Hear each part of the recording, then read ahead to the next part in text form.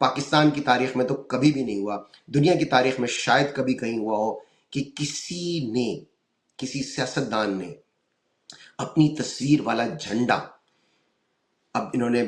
ایک کالج، اور وہ بھی گورنمنٹ کالج پہ، وہ کھاریاں کا ایک گورنمنٹ کالج ہے، اس پر انہوں نے بالکل سائڈ بائی سائڈ، یہ آپ اپنی اسکرینز پر دیکھ سکتے ہیں، بالکل side by side Pakistani flag کے برابر وہ جھنڈا لہرا رہا ہے۔ آپ اندازہ کیجئے ان کی ذہنی صحت کا۔ کیا پنجاب مریمستان بن گیا ہے؟ کیونکہ پہلے زمانے میں یہ ہوتا تھا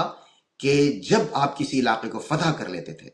تو سب سے پہلی اس کی نشانی یہ ہوتی تھی کہ آپ وہاں پر اپنا جھنڈا لہراتے تھے۔ اس زمانے میں بھی جھنڈوں پر بادشاہوں کی تصاویر نہیں ہوا کرتی تھی، کوئی علامت ہوتی تھی،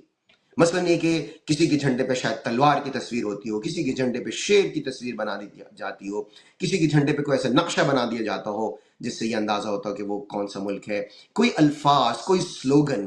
کوئی اس طرح سے چیزیں ہوتی ہوں گی، کوئی نعرہ ہوتا ہوگا۔ میرا نہیں خیال ہے کہ ایون اس زمانے میں بھی ایسا ہوتا ہوگا کہ بادشاہ کی تصویر ہاتھ سے بنا کر، ظاہر ہے اس وقت پرنٹنگ کا تو دور نہیں تھا، یا شہزادی کی یا شہزادے کی تصویر بنا کر جھنڈا لہرا دیا جاتا۔ تو جب آپ کسی علاقے کو فتح کر لیتے تھے تو آپ وہاں پر اپنا جھنڈا لہراتے تھے۔ مریم نواز نے پنجاب کو فتح کر کے اسے مریمستان بنا دیا ہے۔